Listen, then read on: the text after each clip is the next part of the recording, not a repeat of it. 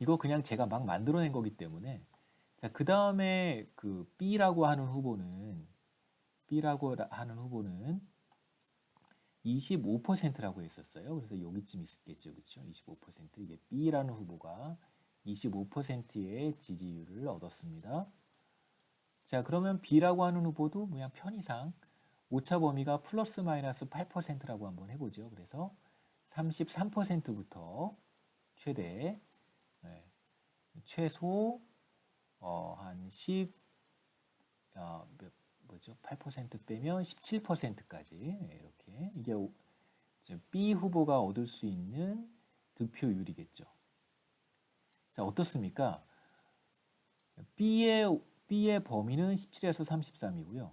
그 안에 25%가 들어가 있는 거고, 그 다음에 A의 오차 범위는 22%에서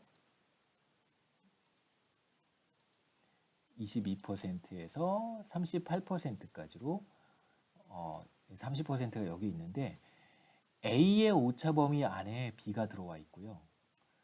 B의 오차 범위 안에 A가 들어와 있습니다. 자, 그래서 A의 오차 범위 안에 B가 들어와 있다고 생각을 하시고, 자, A는 사실 평균 30%이긴 하지만 오차 범위를 고려하면 최소 22%도 받을 수 있다는 뜻이에요. 그러니까 최대 38%도 받을 수 있지만 최소 22%도 받을 수 있습니다.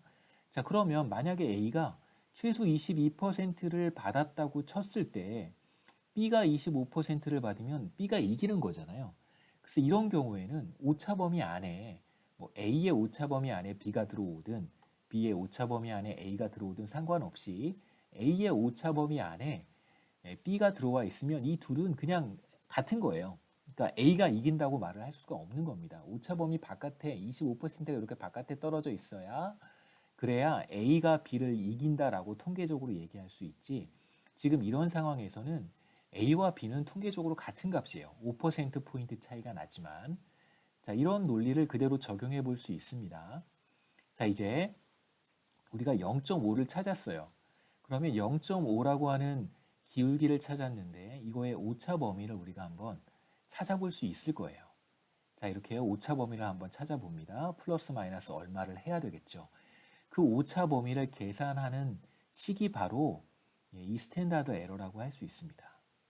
그래서 보통 뭐 반드시 그런 건 아닌데 보통 표준 오차에 스탠다드 에러에 2를 곱해 주시면 돼요.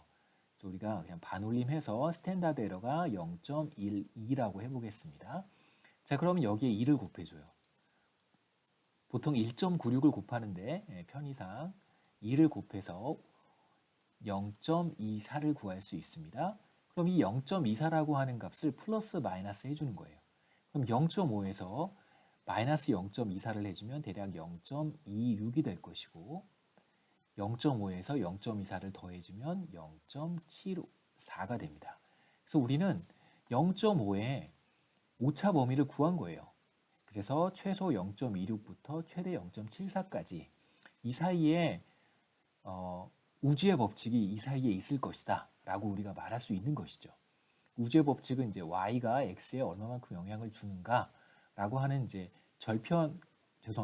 기울기 값인데 우리가 이렇게 콕 집어낸 값은 0.5이고 우주의 법칙은 아마도 0.26과 0.74 안에 있는데 대략 이 안에 있을 확률은 우리가 보통 95%라고 얘기를 합니다. 이제 거꾸로 다시 말씀드리면 95%의 확률로 우주의 법칙이 관찰되는 영역을 찾기 위해서 표준 오차에 제가 2의 값을 곱해준 거예요. 그러니까 만약에 99%의 확률로 우주의 법칙이 관찰되는 범위가 어디일까라고 한다면 2보다 더 큰 값을 곱해줘야 됩니다. 100%의 확률로 우주의 법칙이 관찰될 곳은 어디일까요? 얼마를 곱해줘야 될까요? 무한대를 곱해주셔야 됩니다. 그러니까 아무 의미가 없는 거예요. 그러니까 100%의 확률로 우리가 우주의 법칙을 관찰할 수 있는 영역은 그냥 무한대고요. 그러니까 모르는 거예요.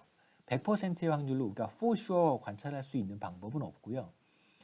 99%의 확률로 관찰하려면 어디부터 어디까지, 혹은 95%의 확률로 관찰하려면 어디부터 어디까지. 근데 통상적으로 95%를 많이 쓰니까 우리는 여기에다가 2를 곱해주는 것입니다. 자, 그래서 95%의 확률로 우주의 법칙이 관찰되는 구간이 0.26부터 0.74인데 여기 구간 안에 0은 들어오지 않아요. 0은 여기쯤 있습니다. 자, 그렇다면 우린 뭐라고 얘기하냐면 우리가 추정한 추정치 0.5와 0은 다른 값이다 라고 얘기할 수 있어요.